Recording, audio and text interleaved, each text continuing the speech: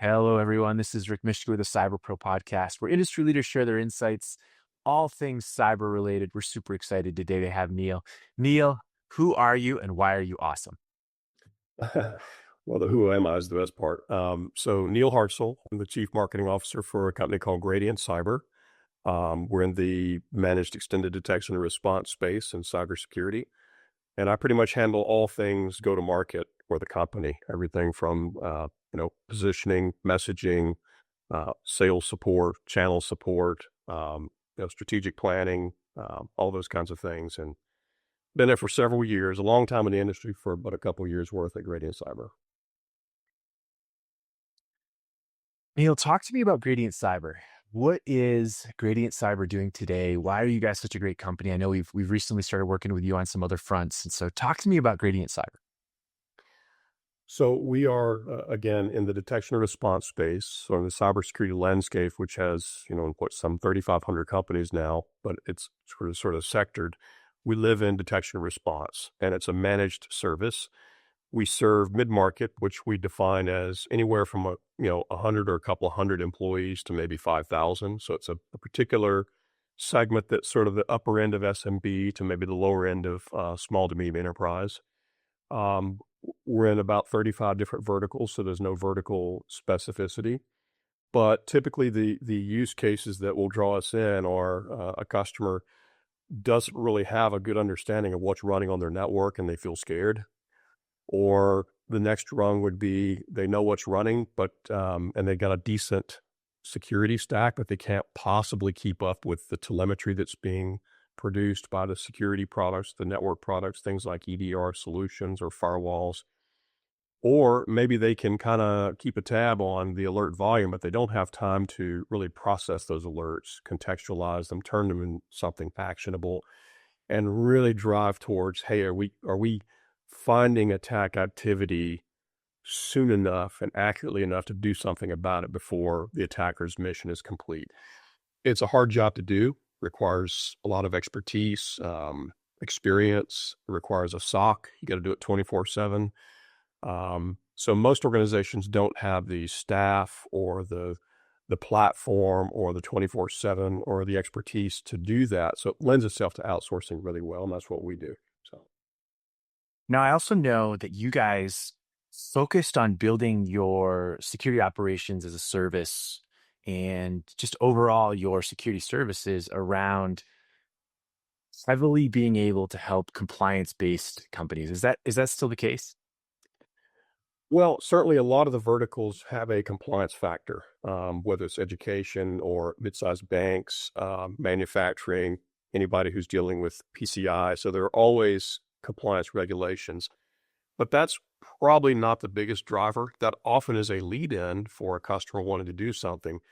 But the biggest driver is, hey, we either got hit or we're afraid we're going to get hit because we heard about somebody like us that did, and we know we're exposed from a detection and response point of view, if that makes sense. But I would say if there's any overarching, it's not really a compliance, but a standard that more and more customers are trying to feel that they adhere to, it's either NIST or CMMC. And NIST winds up being the biggest one because it applies more broadly commercially. So most organizations now are recognizing they need to try to adhere to some kind of a cybersecurity framework, but then they get in and it's pretty deep water and they realize they're going to need help to do things like detection and response. Love it. So, Neil, the world is filled with acronyms, right? Former military guy myself, I have acronym soup everywhere in my brain. But we hear today a lot about managed detection response, endpoint detection response, and extended detection response. You guys offer a really cool mXDR, managed extended detection response. So, what does that mean? Define that for us. And then, how does Gradient really just take that platform and level it up? It's a great question. And if you're ex-military, the US military is the best at acronyms in the world, and cybersecurity is a very close second. So we It's true. and apologize to all our listeners right for that. So yes, MXDR is a mouthful. The way to decode it is um, XDR, Extended Detection Response, is a platform. It is a technology. It has the ability to bring in lots of telemetry crunch that from a analytics point of view and produce some kind of an output. Managed, of course, is what it is. Now, prior to mXDR, MDR, managed detection and response, is probably the better known term. At the sort of highest level, the terms are equivalent. You are managing the detection and response of things that are happening in an IT environment. But what we find a lot in the market is many people sort of understand MDR, or managed detection and response, to be really managed EDR, or managed endpoint detection and response. The reason for that is none of us has enough budget to deploy all the security stack that, unless you're a Fortune 1000 type company. So you'll find in the mid-market that almost everyone is deploying some kind of an EDR solution. CrowdStrike, SentinelOne, Microsoft Defender, Sophos, Carbon Black, the list goes on and on. Deploying is one thing. Dropping agents and having some level of protection at the endpoint level is good, and EDRs are really good at that. Managing EDR is still a job. You got to look at what that solution spits out at you 24/7. So many people that we talk to in the mid-market, when we ask them, well, what does MDR mean to you? They say, oh, managing my EDR. What MDR means to us is looking at a whole lot more than just endpoint telemetry, which is where X comes in, or the XDR. XDR is really about, let me look at endpoint telemetry, network telemetry, cloud, user, applications, because the more I can see all of that those tea leaves and that full attack surface, the better chance I have of finding attacker activity early and doing something about it.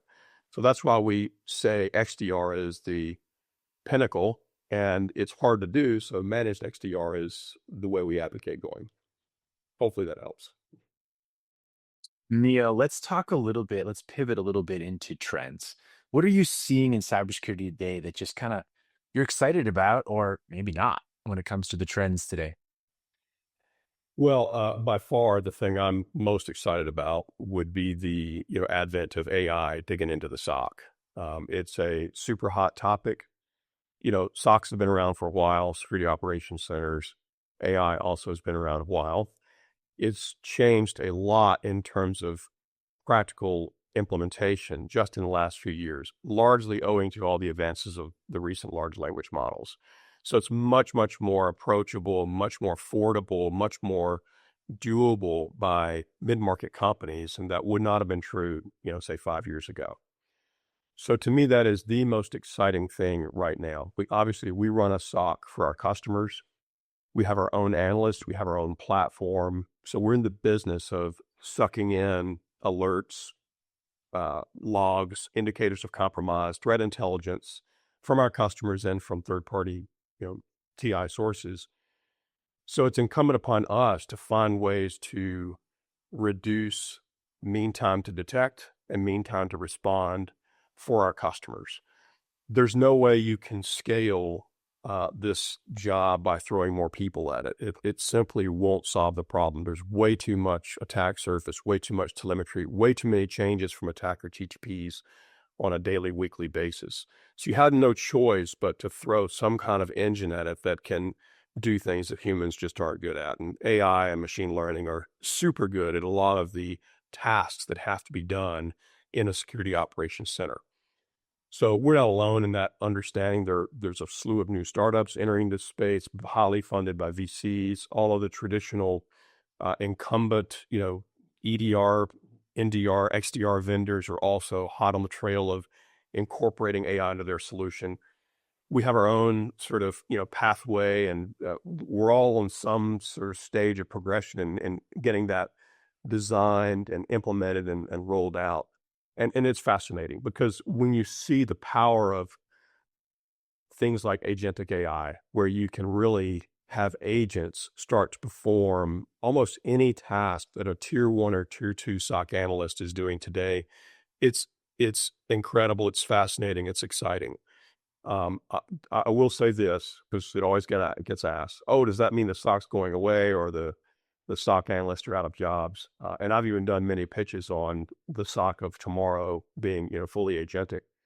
But I think the reality is, for the foreseeable future, let's call that a few years to 2030 maybe, it really is the game of how do you get rid of all the soul crushing work of alert deduplication, contextualization, prioritization. No analyst wants to do that work. They want to have it laid out for them where they can then step back and study almost from a house point of view, if you remember that medical show, and really use their brains to see what the machine is telling them. And that is happening really, really fast and really, really effectively now. And I find that to be super exciting. So.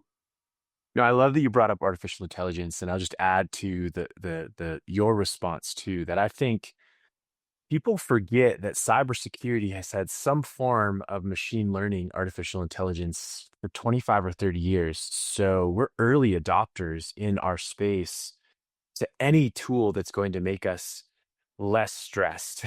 And so I love how you put it, what your vision looks like for the 2030s. Let's recircle back in 5 years and see if we're correct or not. You make a great point, and certainly for the more sophisticated folks in the audience, yeah, there's nothing new about ML. It's been around for cyber for 10 or 15 years, both in supervised and unsupervised sort of instantiations. But the sophistication of machine learning, the ability to use large language models to do so much more, so much easier, and so much more in an approachable fashion, that has changed leaps and bounds just since, let's call it, what was it, November of 2022, Chat GPT 3.5. To me, that was the inflection point. That's when the world changed. If you remember that there was a million users that signed up in a month, it was the fastest growing application in the history of mankind. There were 2 million within 2 months, and now it's legendary. Of course, there are many other foundational models, but yeah, AI and ML clearly pre-existed, but the accessibility of it changed overnight because of the advent of LLMs and the progression sense. Neil, we've seen a shift in bad actors and hackers going after those mid-market companies. And I get to quote you. You actually said you have to assume that because of the attack surface, the sophistication of attackers and the staring on and the staring on your limited IT resources, bad guys are going to get in. Bad guys are going to get in. So you got to detect and respond. That's what you said. Expound on that. Why is this such an important component for our audience? Well, so I've been in cyber for 20 plus years. I cut my teeth at a company called Tipping Point back in the mid 2000s. We were an intrusion prevention system player, which was the next generation thing after IDS's intrusion detection systems, which are still around. So back in the mid 2000s, it was all about writing signatures that would block or prevent something from being done. That was all the rage. We wanted to move away from detection and into actual prevention. And we learned how to do that in band without introducing latency and a bunch of false positives. So we went through that entire era. Well, it turns out attackers have moved well past that. And anybody in security knows that it's almost too pithy to even say so. So yes, the premise is the bad guys will get in. So you have no choice. You cannot prevent your way. You don't have enough money. You can't buy enough security stack to build a moat around your organization anymore. Those days are gone.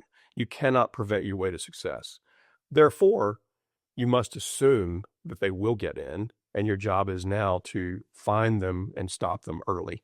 And that is the entire raison d'etre of any detection and response play. Now, I would never say don't do prevention. I would just say if you are counting on prevention alone, you're going to get in trouble fast.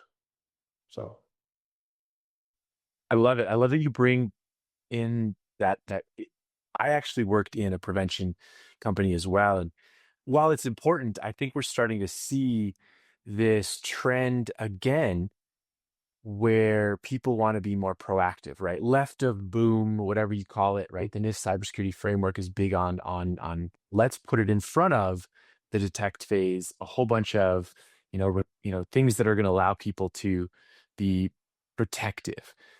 I think that if we're not careful, we're going to start seeing that pendulum swing, well, which is unfortunate. it's a great point you make. And let me just kind of expand on that a bit. So there is a cycle between detection and prevention. It's just never going to end. We'll always vacillate as technology evolves. So when you think about it, when we could prevent, and we still do this today with signatures, whether they are exact pattern matches or anomaly or behavioral in nature, we're still doing preventive things, and that's not going to go away. But because the attackers are using very sophisticated means of cracking through human error or unpatched systems or holes in the network, these social media lures, that kind of thing, it's very hard to prevent your way out of that. So I think if you look at sort of the real pundits of the space, the sort of new word is predictive, which is different from preventing. So preventing, just class would be, I've written a signature. If I see a packet pattern that matches this, I'm going to block it in band. I have preventing it from reaching its destination. Pretty clear. Detection would be the packet's already gotten through. I watched it go through. I'm now studying it behind the scenes, and I'm saying, I think that's bad. Someone should look at it.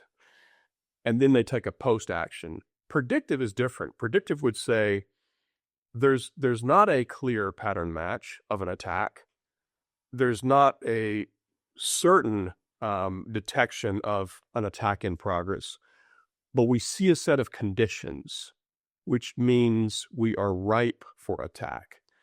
That's analogous to tornado, warnings versus tornado watches. We believe that the humidity and the air movement conditions are just right so that a tornado can form here. So we see a set of things in this low-level telemetry that would tell us, you're not under attack, but the very fact that there's an active TTP being used by attackers, because we can see it in threat intelligence, and we know that they're going to go after servers of this vintage from an operating system point of view that are maybe missing this patch. That doesn't mean you're going to be attacked. But if we see that those conditions are true in your environment, we can predict that you have a high probability of being attacked. Therefore, you should take some predictive action right now. So, circle back. If AI has the ability to say, through agentic AI, just give me all of the threat intelligence, give me everything about a customer's attack surface, give me everything about their sort of cybersecurity risk tolerance, give me all insight into the behavior of their users, how network traffic is flowing, what's happening in their cloud applications. Give me all that. I have the ability to look at all those signals, piece together the probability or the ability to predict that something bad could happen here. Let's take a corrective action now. There's no part of that humans couldn't do given enough time, energy, money. But there's the problem. We don't have enough human time, energy, and money. And if we could not sell that cost effectively for mid-market. So we're right back to AI. And now I think the big focus will be on getting past even detection and into how do I detect things and then predictively say, you should do X in advance. We're going to stay on the AI topic for a quick second. And I know recently I saw that Gradient Cyber reviewed the Sitrep detailed alerts across the 35 industries. What are some insights that you guys found around attacker activity, maybe mitigation guidance, or just how AI is being used as a force multiplier today? Well, so yeah, we did issue a report, I think in the April timeframe, which was a recap of the 35,000 or so sit reps that we wrote in 2024 across our customer base. If you do the math, it's about 100 sit reps a day. So if there are any sort of standouts relative to 2023, we also did a report, but we didn't publish it that year. 2024 was our first. I would say we saw a pretty pronounced uptick in things like ATOs, account takeovers. We certainly saw more ransomware activity targeting business operations. And I don't think this will be a surprise because of all the LLM advancement. The nature of phishing and spear phishing attacks is quite a bit more sophisticated now than it was just even 12 months ago. So if there's any sort of three areas that sort of stood out, those are the ones that come to mind. And that's clear evidence that, attackers are getting smarter. For all the advances of using AI from a, a, a defensive point of view, it's also being used from an offensive point of view. And we can never sort of understate that, because these guys and gals are very sophisticated, very smart people, very motivated, very determined.